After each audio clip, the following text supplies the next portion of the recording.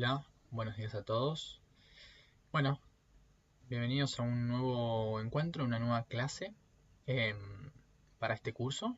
Yo les recuerdo, soy Federico Narvarte, soy médico y actualmente desempeño parte de mi vida laboral en el departamento docencia del Instituto Nacional de Medicina Aeronáutica y Espacial dependiente de la Fuerza Aérea Argentina. Y bueno, sin más, vamos a comenzar con la clase del día de hoy, que es una charla, ¿sí? Que vamos a ir viendo e ir tratando de bastante importancia en el mundo aeronáutico, ¿sí? Y nosotros que somos personal de salud vamos a saber a qué me estoy refiriendo cuando veamos y nos vayamos adentrando en el tema de fatiga de vuelo, ¿sí? Podemos hacer un paralelismo absoluto con la fatiga en general y la vamos a ir desarrollando, el concepto y ejemplos y casos. Eh, Obviamente en este curso nos vamos a apuntar específicamente a la fatiga relacionada al tema del vuelo, pero lamentablemente o afortunadamente, dependiendo de cómo lo veamos, la fatiga es algo inherente a cualquier ser vivo, eh, y nosotros que somos seres humanos no estamos exentos de padecerla, ¿sí? Así que bien, este, esta diapositiva la pongo porque a mí la verdad me interesa mucho, me llamó mucho la atención cuando lo leí y lo vi apuntado desde este lado. Y básicamente lo que enumera acá son signos o síntomas que uno siente cuando está fatigado. Por ejemplo, la somnolencia, la disminución de la atención distributiva, que es la capacidad de eh, poder estar en varios lugares al mismo tiempo, ¿sí? Vamos a simplificarla en esa frase. Si bien estoy haciendo una labor focalizada, puedo estar haciendo un estilo de multitasking, eh, en donde por estar haciendo una tarea no me olvido que al mismo tiempo o en correlación directa con esa tarea que estoy haciendo existe otra, ¿sí? Por ejemplo, cuando estoy manejando y tengo el volante agarrado, no me olvido que tengo que hacer los cambios o no me olvido que tengo que frenar, ¿sí? O no me olvido que tengo que mirar el GPS para saber en qué momento y a dónde doblar, ¿sí? Entonces, a eso hace referencia la atención distributiva. Por otro lado, la dificultad en la concentración, las alteraciones motrices, la irritabilidad, ¿sí? Todo esto y muchas otras que se nos pueden ocurrir, bueno, ¿aparecen en la fatiga? Sí, pero este, este paralelismo que se hace entre fatiga y alcohol es extremadamente importante, porque la somnolencia, la afectación de la atención distributiva, la afectación de la concentración, la irritabilidad, ¿sí? Alteraciones motrices, también aparecen bajo los efectos del alcohol y muchas otras drogas, ¿sí? Pero bueno, eh, básicamente lo que yo me planteo es, si yo no me subo o no me subiría a un avión en donde el piloto o la tripulación tienen características, ¿sí?, de estar alcoholizada, ¿por qué sí lo haría con una tripulación que está fatigada? ¿Sí? Eh, lo mismo digo, ¿por qué yo no me atendería o incluso denunciaría si un médico, un enfermero, ¿sí?, o cualquier persona de salud me quiere atender a mí estando alcoholizado? ¿Por qué lo permito cuando esa persona está fatigada? En realidad no es que lo permito, bueno, sí, lo permite uno como paciente, incluso también uno lo permite como profesional, básicamente porque lo permite el sistema, ¿sí? Y más que lo permite, en realidad lo impulsa y prácticamente lo impone el sistema. Esto es una diapo que yo pongo siempre para reflexionar porque a mí me ha hecho reflexionar mucho. Entonces, como dije, vamos a ver hoy puntualmente el tema de fatiga de vuelo. Y bueno, lo que uno no quiere encontrar bajo ningún punto es un piloto, un tripulante de cabina, ¿sí? un médico o un enfermero que esté haciendo un traslado aéreo sanitario bajo estas condiciones, ¿sí? Mantenerse despierto con una alarma, con un gallo, tomando bebidas energéticas. Eh, la verdad es que no es una buena condición eh, de vuelo, ¿sí? No es para nada seguro. Esto va en detrimento de la seguridad operacional. Vamos un poquito a la etimología de la palabra. El término fatiga, ¿sí? Viene del latín fatigare, como la mayoría o como nuestro idioma español, nuestra lengua. Y la podemos separar en dos partes. Una parte que es el término que viene de fatis, que significa grieta o ranura, y un sufijo que viene del ágare, ¿sí? De acero, mover. Entonces, del término fatigare, la idea que se crea es, bueno, es como hacer o crear una grieta, una ranura en una persona, particularmente hablando, ¿no? Y verdaderamente cuando nosotros estamos fatigados, de todos en algún momento de nuestra vida o del día incluso, vamos a estar fatigados, ¿sí? Que van a depender de un montón de factores que los vamos a ir viendo y profundizando a lo largo de la charla. Pero bueno, verdaderamente cuando uno está cansado, vamos a decirle que es fatigado, uno siente que está quebrado. Y la importancia que tiene esto de la fatiga de vuelo específicamente, eh, no es algo que se supo siempre, sino que fue algo que se fue estudiando con el tiempo y en los últimos años, específicamente a través de un estudio de una aseguradora multinacional, de Allianz, que probablemente lo hayan escuchado en algún momento, realizó un estudio que fue sobre la seguridad a nivel global de la aviación, donde es un estudio muy interesante porque si bien analiza un montón de cuestiones, eh, es muy interesante porque tiene un N enorme, ¿sí? Tiene un número de casos que ningún estudio en la medicina podría llegar a tenerlo, ¿sí? O por lo menos no que yo sepa, de millones de vuelos, solamente por el flujo diario que hay hoy en día y de ya hace ya un par de décadas en cuanto a la cantidad de movimiento, ¿sí? Aéreo en el mundo. Entonces, a través de este estudio se llegó a la conclusión que, a una de las conclusiones que se llegó en realidad, es que el factor humano, ¿sí? Per se, interviene en el 80% de los accidentes aéreos, ¿sí? No necesariamente como un causal directo, ¿sí? Pero dentro de este modelo de Reason o modelo de queso suizo, que si no lo han escuchado ya lo iremos viendo, en la idea donde no hay un solo desencadenante del evento, ya sea un accidente o un incidente, eh, este factor humano, como les decía, interviene en el 80% de forma directa o indirecta. Eh, Junto a un montón de otras cuestiones, ¿sí? O eventos que pueden haber sucedido para finalmente desencadenar el accidente. Y la fatiga interviene en gran medida en estos accidentes. La verdad es que es dificultoso y con el correr de los años se han desarrollado diferentes test principalmente o encuestas en donde las personas pueden, digamos, relacionar a través de diferentes escalas la idea de qué tan fatigados están, ¿sí? Ya sea en un día particular, al finalizar un vuelo particular, o en la sucesión de días, ¿sí? De vuelos.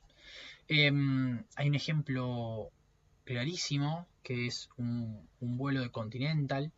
La aeronave implicada fue un Dash 8 en el año 2009, en donde el vuelo 3407, en donde la tripulación de vuelo, luego del estudio, si lo pueden buscar, si quieren buscarlo, está disponible en internet, en donde se llegó a la conclusión que la fatiga fue uno de los causantes más importantes del accidente, porque, bueno, haciendo la investigación, ¿sí? Se vio que la tripulación que estaba comandando ese día la aeronave estaba verdaderamente fatigada por cuestiones de trabajo de ese día, ¿sí? De por cómo se dio el vuelo, y fundamentalmente por una fatiga más bien que venía perdurando en los días por un malestar general en la empresa de falta de pagos, irregularidades en los pagos. Entonces, bueno, todas esas cuestiones también influyen negativamente en nuestro desempeño laboral. Y como sabemos, a la hora de hablar de aeronáutica, el desempeño laboral es fundamental para mantener un nivel aceptable de seguridad operacional. De ahí para arriba, nunca para abajo. De hecho, en este vuelo que se dio en un día de día, ¿sí?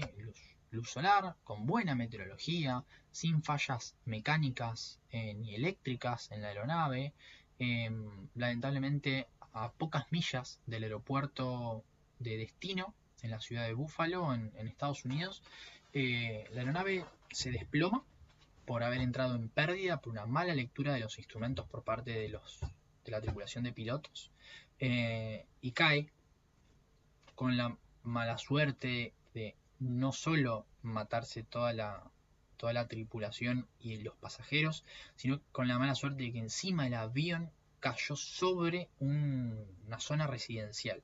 Y como podemos ver ahí en la imagen, se ven partes del avión completamente destrozado, porque fueron incapaces de recuperar la pérdida porque estaban a baja altura, y bueno, casas completamente destruidas. Entonces también se tomó la vida de los habitantes, de algunos habitantes de esa zona, y otra gente que resultó gravemente herida, más allá de los daños materiales, ¿sí?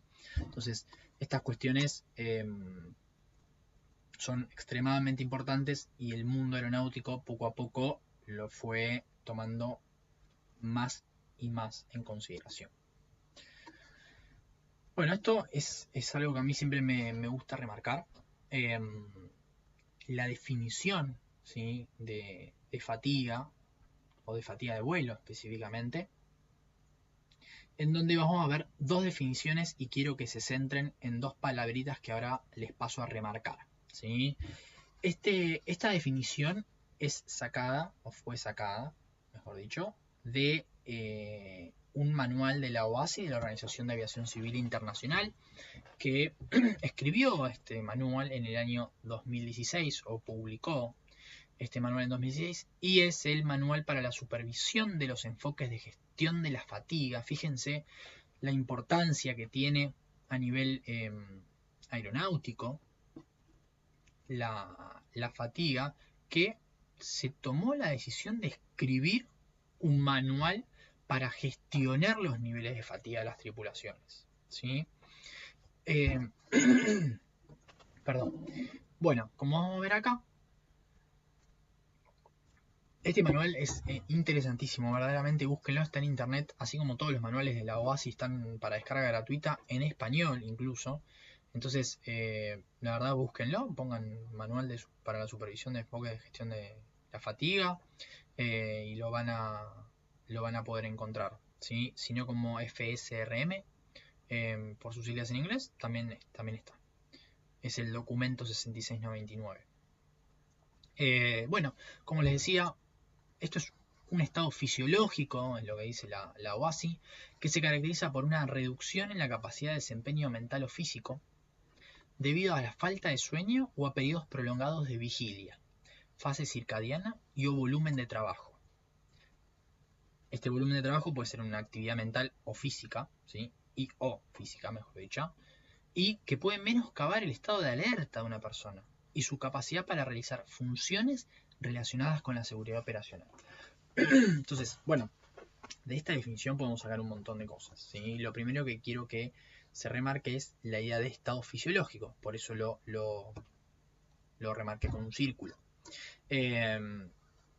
Y bueno, obviamente es la reducción o pérdida de la capacidad de desempeño mental o físico. Esto nosotros, si hacemos una guardia de 24 horas y dormimos mal durante la noche, que es lo más probable que va a suceder, al otro día a las 8 de la mañana nuestro desempeño mental y físico claramente no es el mismo que a las 8 de la mañana del día que ingresamos y del día previo. Y esto es por falta de sueño, por periodos prolongados de vigilia, fase circadiana y o volumen de trabajo. Esto también es muy importante y ya voy a entrar en las próximas diapositivas un poco más en detalle. Y bueno, que menoscabe el estado de alerta de una persona. En el Manual de Medicina Aeronáutica del INMAI del año 2012, lo define como un estado patológico que se produce durante la actividad de vuelo, con agotamiento físico y mental, que provoca deterioro de la calidad de trabajo, falta de entusiasmo, imprecisión, laxitud, tedio, desinterés, disminución del rendimiento. Es decir, lo que genera, estamos de acuerdo. Ahora, a mí lo que me interesa ver un segundito es por qué la OASI lo toma como un estado fisiológico, mientras que el manual de INMAI lo toma como un estado patológico. ¿Es un estado fisiológico? ¿Es un estado patológico? Bueno, yo creo que es un poco de cada una, ¿sí? Y ahora vamos a profundizar y vamos a ver por qué creo que es un poco de cada una. O depende del momento en que estemos, podemos hablar de un estado fisiológico o un estado patológico.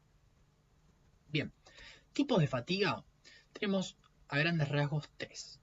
La fatiga aguda, que es un deterioro psicofísico que se adquiere durante el vuelo y a su finalización. Punto.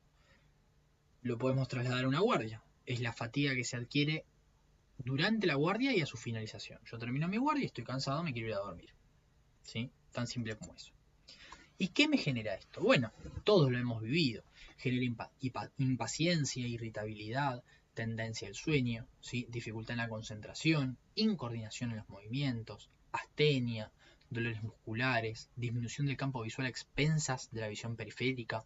Esto en el ámbito aeronáutico es extremadamente importante. Y disminución de la tensión distributiva. ¿Sí? Un poco lo que veíamos en la primera diapo, una de las primeras diapos, en donde decíamos alcohol o fatiga, ¿no? Después tenemos la acumulativa. La acumulativa se da al finalizar 2 o más vuelos tras un periodo de días o semanas de recuperación inadecuada en el tiempo de descanso. Es como una fatiga aguda que se acumula, que se repite, ¿sí? Sin un descanso adecuado entre ellos. Y obviamente a todo lo anterior podemos agregar cefaleas, taquicardia, dolor precordial, lumbalgias, gastritis, empiezan a haber irregularidades en el sueño, ¿sí?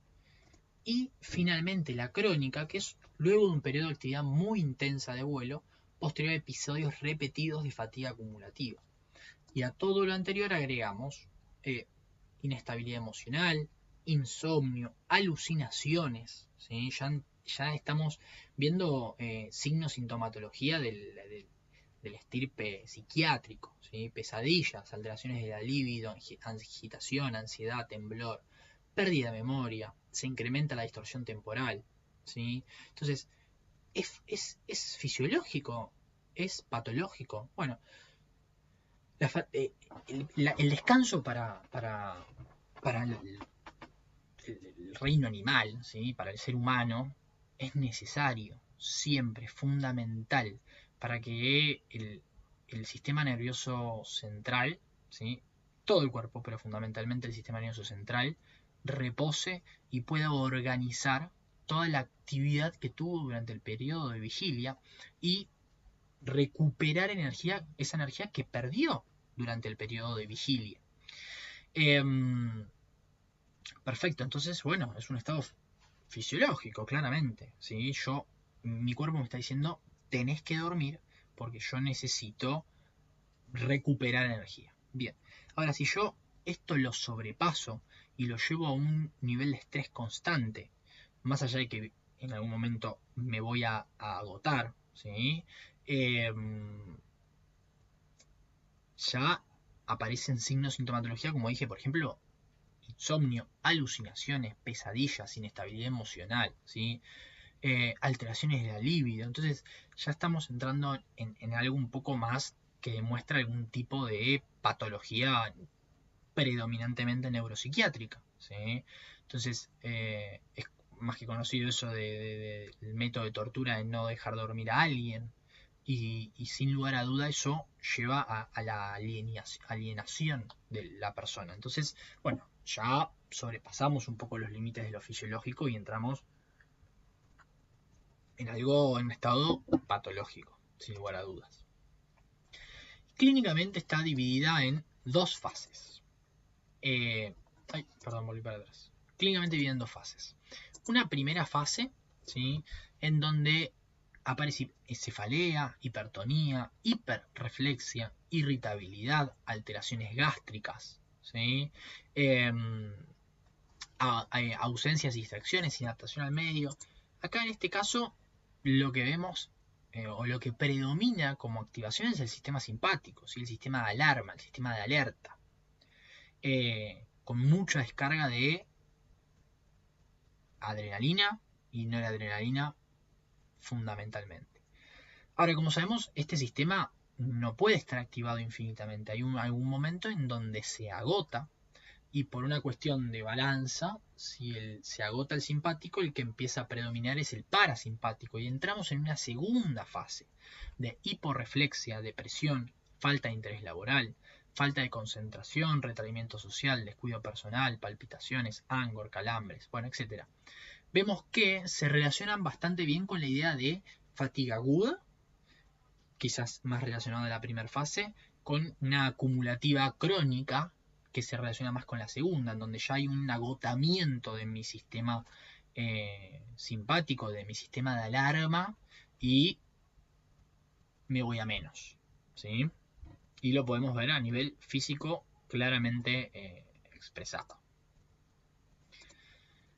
Y acá hay unos ítems que quiero destacar, ¿sí?, porque son verdaderamente importantes a la hora de tener en cuenta de, bueno, ¿por qué yo me fatigo? ¿Cómo llego a ese estado de fatiga aguda? ¿Sí? Simplemente aguda. ¿Por qué? Bueno, si yo tengo un descanso inadecuado, obviamente voy a encontrarme fatigado, ¿sí? Si yo tengo 8 horas para dormir, pero duermo 3 porque salí con amigos durante la noche, bueno, sin lugar a duda, el otro día cuando me suene la alarma a las 7 de la mañana, voy a estar cansado, ¿sí?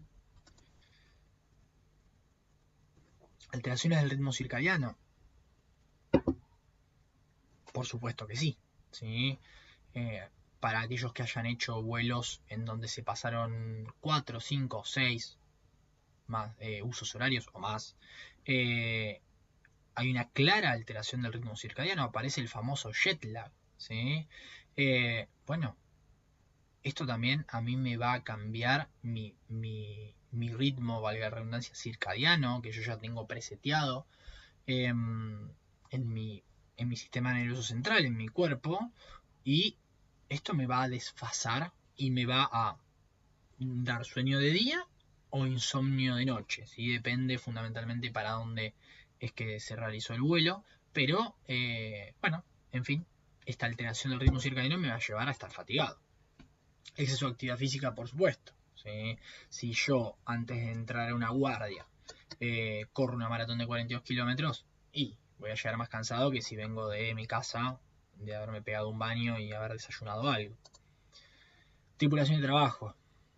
¿Qué decirles? Todos hemos pasado por equipos de trabajo, sea en un día o semanas o meses o peor años, en donde hay una clara diferencia cómo el equipo y uno individualmente se puede desarrollar, ¿sí? No es lo mismo trabajar con un equipo, que empujemos todo para el mismo lado, que tengamos buena relación de compañerismo, que trabajar con no sé, con un tirano de jefe, ¿sí? Como puede pasar y quizás a alguno le ha sucedido.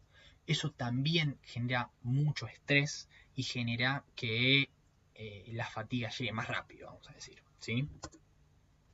Grado de entrenamiento intelectual y colectivo y las influencias sociales. Esto obviamente, si yo estoy entrenado intelectual y prácticamente para hacer algo, ¿sí? Por ejemplo, si a mí me ponen en un quirófano y me dicen sacarle el apéndice a esta persona, y más allá de que probablemente al paciente no le vaya muy bien, yo después de esa cirugía, vamos a decir, me esté recontra mil fatigado. ¿Por qué? Porque el estrés que a mí me genera eso, por la falta de entrenamiento intelectual y práctico para realizar eso, me va a desgastar de una manera mucho más rápida, en cambio que si me ponen a, no sé, qué sé yo, hacer algo a lo que yo esté acostumbrado a hacer, no sé, en un showroom o en algún lugar en donde me desempeño, ¿sí? Y colectivo, obviamente. Si yo tengo un grupo de trabajo que me apoya y cada uno sabe su rol y el rol que cumple, bueno, sin lugar a duda, vamos a estar empujando todo para el mismo lado y cada uno va a estar enfocado en su trabajo. Ahora, si yo me tengo que hacer cargo de mi trabajo y al lado tengo a alguien que no está entrenado y yo me tengo que hacer cargo del trabajo de él, sin lugar a dudas esto va a generar mayor carga laboral en mí y por lo tanto mayor fatiga. Exceso de actividad psicointelectual, por supuesto, lo más, yo el ejemplo que pongo siempre es cuando uno estudia en la facultad, por ahí en la facultad uno estudiaba previo a un examen, no sé, 6 horas, 8 horas en un día y uno terminaba cansado, ¿sí? Y sin embargo por ahí había estado todo el día en la silla o en la cama, ¿sí? Pero el hecho de leer, concentrarme, repetir, recordar, memorizar, entender, eso también genera mucha fatiga, ¿sí? Y la falta de estimulación psicosensorial, esto a mí me gusta siempre hacerle como un tilde, porque quizás uno piensa que por estar sentado en una silla mirando a la pared no se fatiga y eso no es así, eso es falso.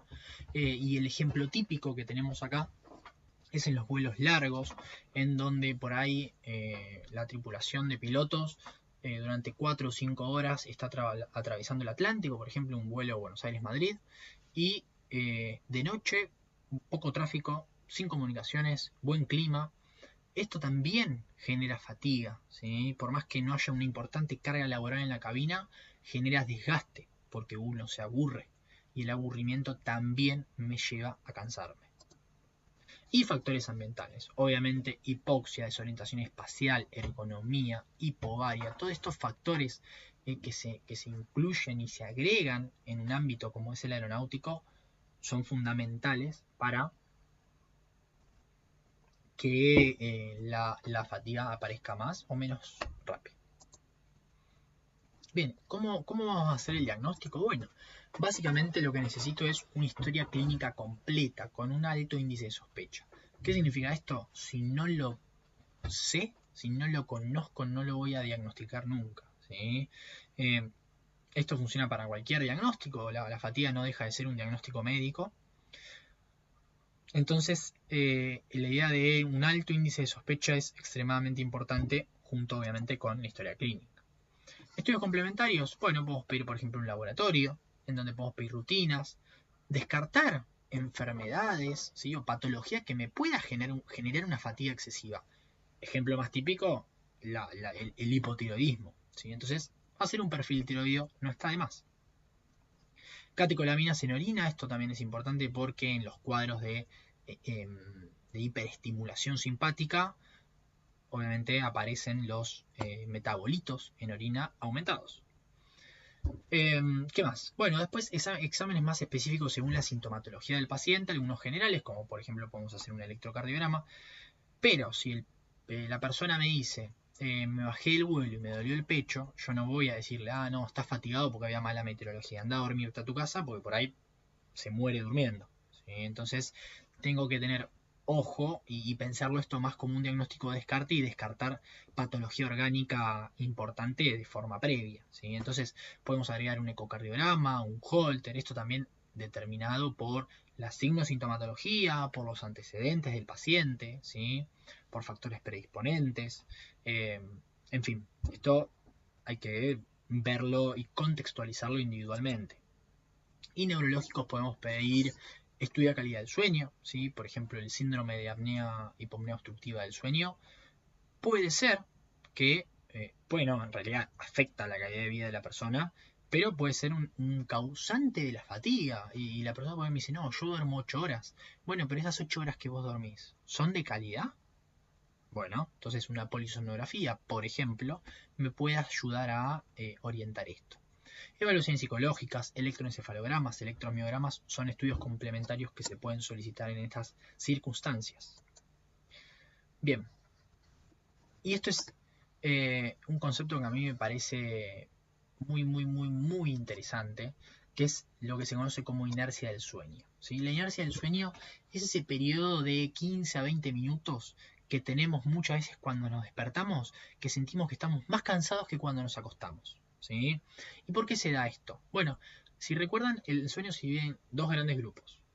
No dos grandes grupos, dos grandes etapas. ¿Sí? Una etapa de sueño no REM y una etapa de sueño REM, que se caracteriza por tener diferentes implicancias neurológicas, ¿sí?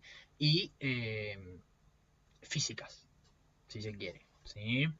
Entonces, si nosotros despertamos a una persona durante las etapas profundas del sueño, que se dan en el sueño no REM, en las etapas 3 y 4 fundamentalmente, el sueño no REM se divide en 4 etapas, 1, 2, 3, 4, de menor a mayor profundidad.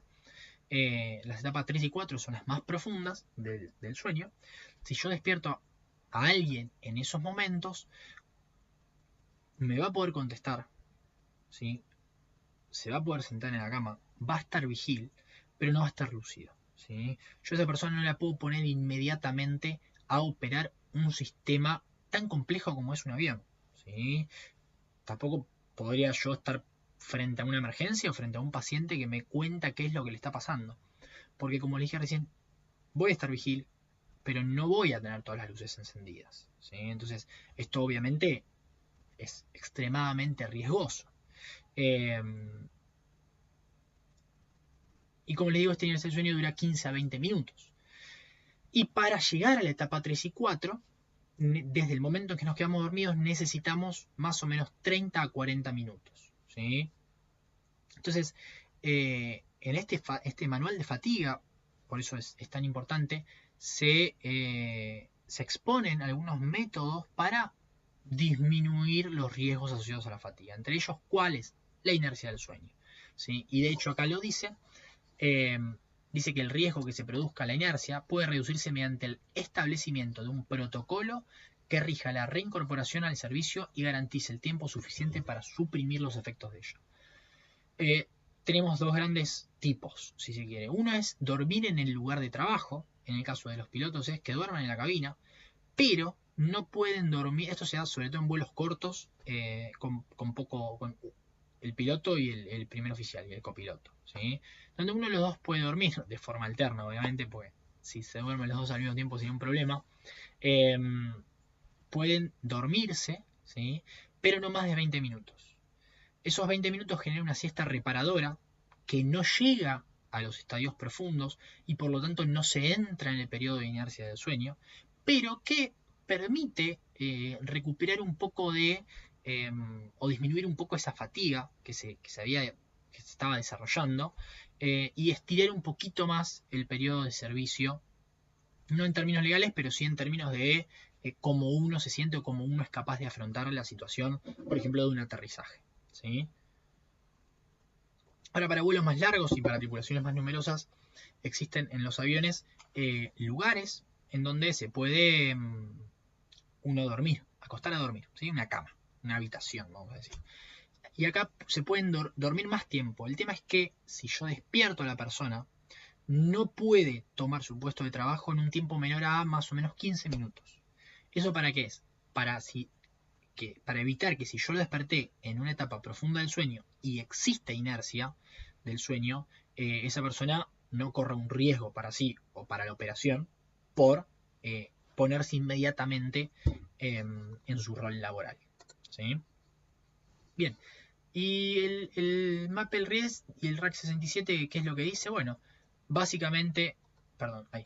Básicamente el Maple 10 establece que para las personas que sean diagnosticadas de fatiga perdón, el Maple 10 no, el RAC 67, ¿sí? La regulación de ANAC, para la persona que sea diagnosticada de fatiga aguda, va a tener un tiempo mínimo de no volar, ¿sí? De bajarlo de vuelo, mínimo de 15 días. Y si esa persona es diagnosticada de fatiga acumulativa o crónica, el tiempo mínimo es 60. Obviamente, terminado ese periodo, se va a reevaluarlo, se va a reevaluar a la persona y vamos a ver si está en condiciones de volver a su puesto laboral o no, y extender esa licencia, ¿sí? El MAPEL 10, el manual de reconocimiento de la Fuerza Aérea, no, la verdad es que no establece tiempos de descanso, digamos, o de licencia frente a estos diagnósticos, sino que queda más a criterio de los médicos, ya sea de sanidad o del médico asesor de la unidad aérea. Entonces se vuelve un poco más relativo, ¿sí? Se hacen como entrevistas y se pregunta, bueno, ¿cómo estás? ¿Cómo pasaste estos días? Hay que ver cuál fue la causa de la fatiga, ¿sí? Qué tipo de fatiga fue. Y bueno, en base a eso se lo autorizará o no a retornar al servicio de vuelo, ¿sí? Y esto es otra cosa importante que cada persona obviamente también tiene derechos, ¿sí? Un derecho sería, por ejemplo, si yo estoy cansado, denunciarlo y que se me baje de vuelo, aunque muchas veces no se hace. Pero también tiene obligaciones. Entonces, la persona es responsable de aprovechar al máximo los periodos que no sean de trabajo para dormir lo suficiente. Si yo mañana tengo una guardia a las 8, no corresponde que hoy me acueste a las 5 de la mañana porque salí de fiesta, ¿sí? Acudir al trabajo en condiciones aptas para realizar el servicio, gestionar sus propios niveles de fatiga, esto es, si se quiere, un derecho y una obligación, notificar los problemas asociados a la fatiga, esto es un derecho y una obligación, sin lugar a duda, utilizar de forma responsable su propia autoridad, ¿sí? Y ahora quiero dejarlos con un caso clínico que está en el manual de medicina aeronáutica del INMAE, así que si lo tienen lo pueden ver y si no se los comento ahora. Este es un paciente, un hombre de 38 años, ¿sí? Jefe de escuadrilla, es decir, es un piloto, que como único antecedente tiene tabaquista severo, ¿sí? Y hace una semana empieza con irritabilidad, dificultad para conciliar el sueño, dolor epigástrico con irradiación a precordio de 48 horas de evolución, anorexia e hipotensión arterial, ¿sí? Entonces, bueno, con estos síntomas, después de haber visto la clase de fatiga, vamos a decir, obviamente está fatigado. Bueno, sí, pero con un antecedente de tabaquista severo, unos PEI 40 años, a mí me dice que tiene dolor epigástrico con irradiación a precordio, y lo primero que voy a hacer es descartar que no se me esté infartando, ¿sí? Obviamente. Pero una vez descartado lo orgánico, voy a tener que pensar que esto puede tener otros motivos. Sobre todo cuando empiezo a interrogar, por eso es que la historia clínica es muy importante, y vemos que el cambio de destino hace una semana, no tuvo vacaciones, tuvo falta de precisión en respuesta frente a emergencias. Esto es un caso real, ¿eh? Esto no es que fue inventado. Y se ve impuntualidad. En el personal aeronáutico, militar o sea, sobre todo militar y aeronáutico en general, el tema de la impuntualidad y del aseo, o sea, de la puntualidad y del aseo son dos características, dos rasgos de la personalidad bastante típicos de encontrar, ¿sí? Porque tienen que ser puntuales y tienen que tener una buena presencia, una buena presentación, ¿sí? Entonces, la realidad es que cuando aparece esta irritabilidad, esta laxitud, este desinterés por el trabajo, la persona que era puntual deja de serlo. La persona que venía siempre afeitada, ¿sí? Peinada, bañada, con ropa planchada, deja de hacerlo, nos tiene que llamar la atención, nos tiene que prender la lamparita y decir, che, ¿no le estará pasando algo que en un par de semanas cambió rotundamente su modo de relacionarse con el entorno? Bueno, puede estar relacionado con un cuadro de fatiga, ¿sí? Bien, esto no fue agarrado a tiempo y finalmente tuvo un incidente aéreo en vuelo nocturno. Tiene un electrocardiograma que no tiene particularidades y la verdad es que en el examen físico no parece nada llamativo. En el laboratorio lo único que aparece es que comía un poco más de grasa de lo que corresponde, quizás, porque aparece hipercolesterolemia y hipertrigliceridemia, y lo que vemos es en orina aumento de catecolaminas, lo que hablábamos hoy, adrenalina, serotonina, con disminución de melatonina, ¿sí? Típico perfil, digamos, de una persona con una fatiga, ¿sí? Una fatiga extendida en el tiempo, ¿sí? Esto nos habla de que viene algo desde ya hace días o semanas. El diagnóstico es una fatiga de vuelo acumulativa, ¿sí? Y cuando se bajó de vuelo, el tratamiento que fue se lo baja de vuelo, se indica reposo laboral y medicación específica. Y se reintegra el trabajo a los 15 días. Esto a mí me interesa porque si esto hubiese sido en la aviación civil, esta persona no hubiese vuelto a trabajar en un periodo mínimo de 60 días, ¿sí? Por lo que dice la RAC 67. Como dijimos, o como les decía hace un ratito, para el MAPLE 10 es diferente. Y la persona a los 15 días fue nuevamente evaluada. Obviamente no es que es algo al voleo, al azar, que se toma 15 días y volvé, sino que se lo reevalúa y se lo consideró que a los 15 días ya estaba apto para volver a volar. Y así lo hizo, ¿sí? Bien, vamos un poquito con jet lag. Rápidamente, ya se los nombré antes. Básicamente hay una desincronización entre la ritmicidad biológica y el horario ambiental al cambiar bruscamente varios usos horarios, ¿sí? Por lo menos 5 usos horarios. Los usos horarios, bueno, ahora se los voy a mostrar una imagen para que lo vean mejor. Recuerden que cuando voy al oeste, las horas disminuyen. Cuando voy al este, las horas aumentan. Por lo tanto, esto es lo que les nombraba hace un ratito, cuando voy al oeste lo que va a aparecer es somnolencia diurna, cuando voy al este, insomnio nocturno, ¿sí? ¿Y qué me aparece? Bueno, insomnio, somnolencia, alteraciones del apetito, de las funciones gastrointestinales, incremento de despertares nocturnos, malestar general. Básicamente, estoy fatigado, pero por un motivo que fue a atravesar varios usos horarios. Bueno, a esa fatiga se la llama jet lag. En el planeta existen 24 usos horarios, ¿sí? Que tienen una longitud de 15 grados, 0, 15, 30, 45. Bien. Y son utilizados estos usos para poner la hora UTC. La hora UTC es la hora que se usa en aviación, que es la hora 0. Porque había que tomar alguna referencia, y esta referencia es la que pasa por el meridiano 0, que es la que pasa por Greenwich, el meridiano de Greenwich. De ahí, si vamos al este sumamos horas, si vamos al oeste restamos. Por eso nosotros estamos en el -3. ¿Sí?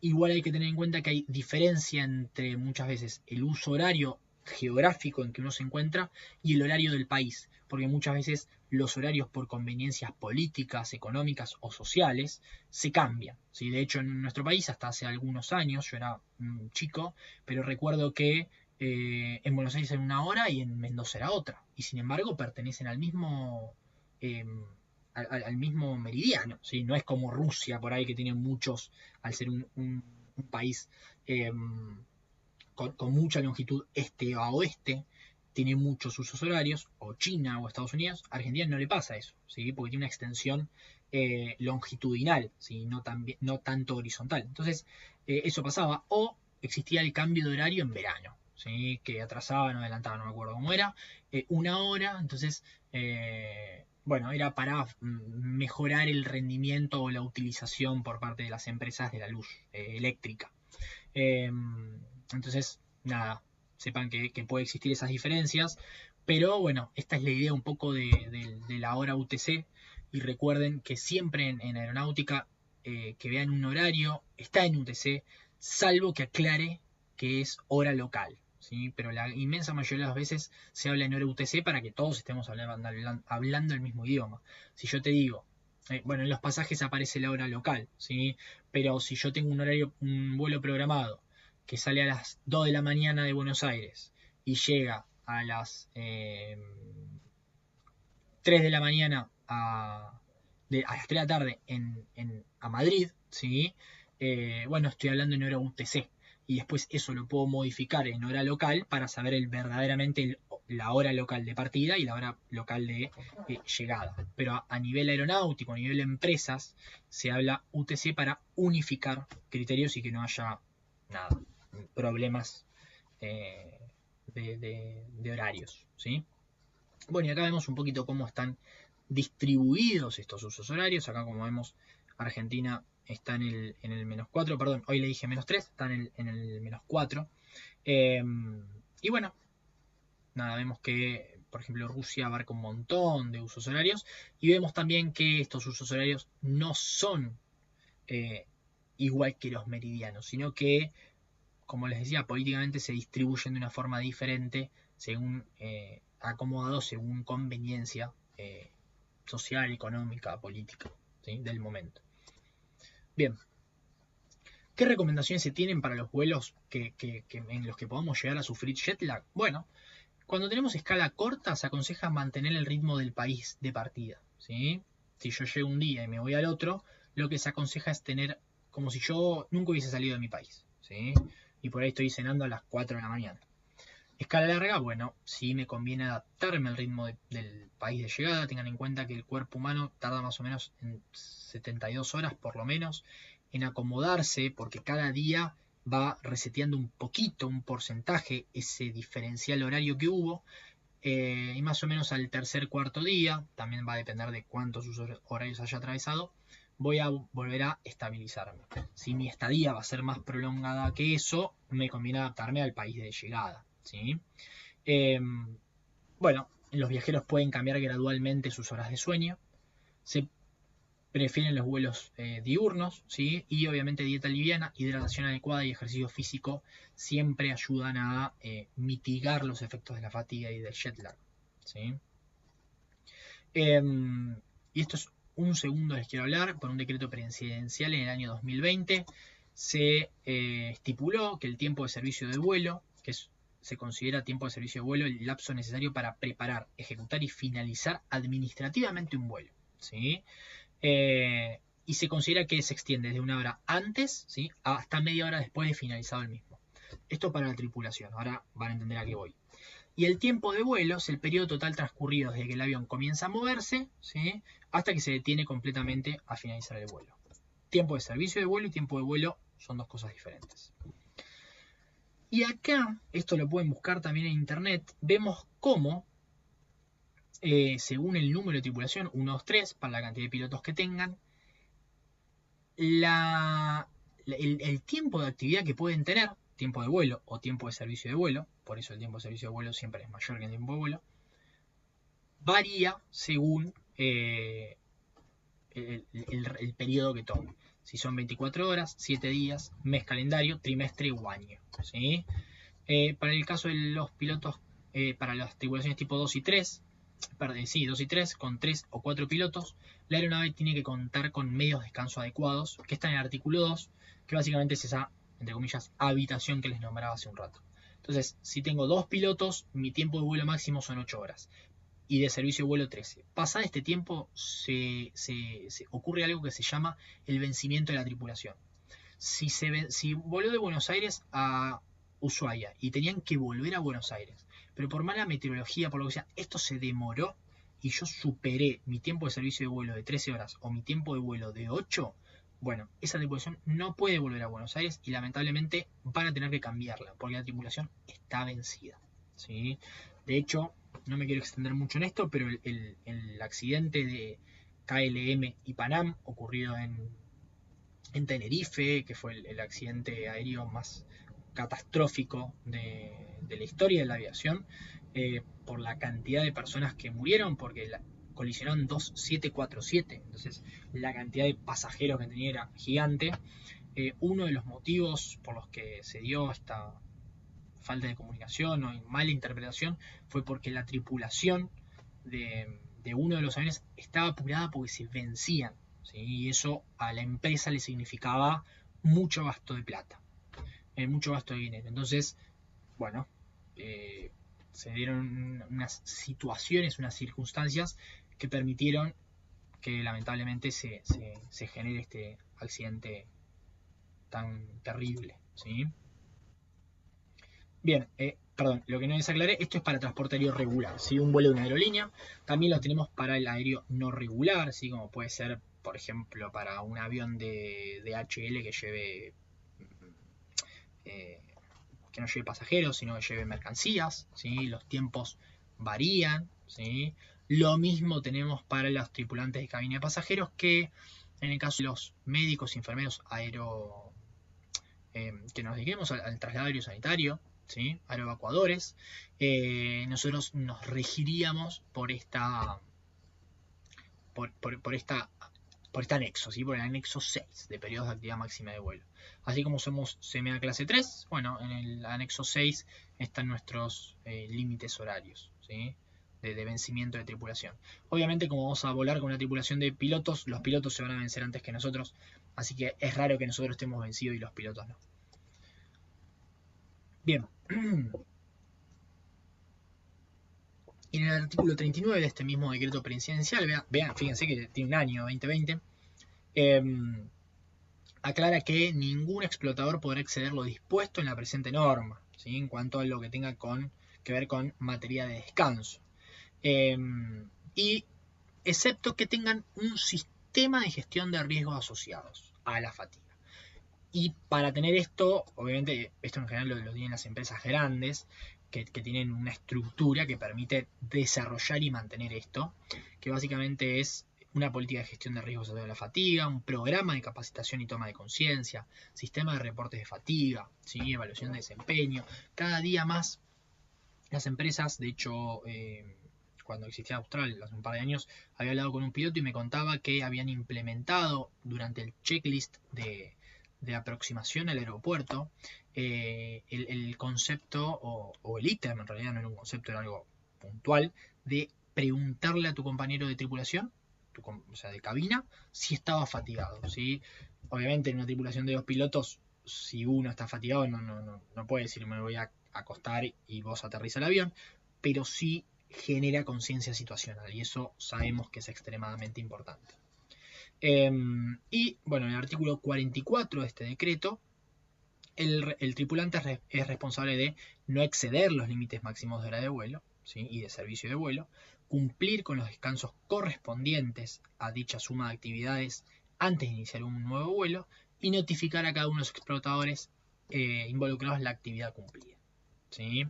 Y esto, para tener en cuenta, se necesitan 2 noches consecutivas de recuperación tras una noche de sueño perdido. Por lo tanto, el famoso sándwich de guardias es pésimo, ¿sí?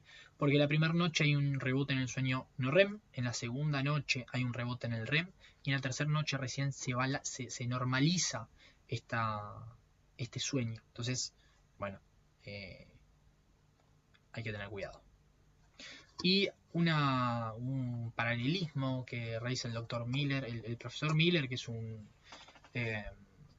fisiólogo inglés, habla que 17 horas de vigilia, y cuando habla de vigilia hace referencia a 17 horas en donde yo estoy sentado en una silla mirando a una pared sin ningún tipo de carga extra, equivalen a 0,05% de alcoholemia, ¿sí? De alcohol en sangre.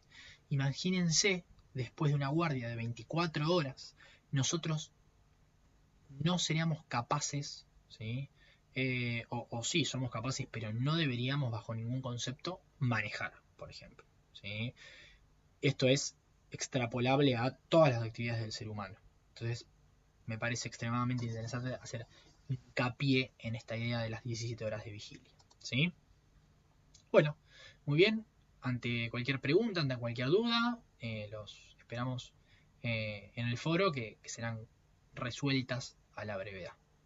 Como siempre, muchas gracias y hasta luego.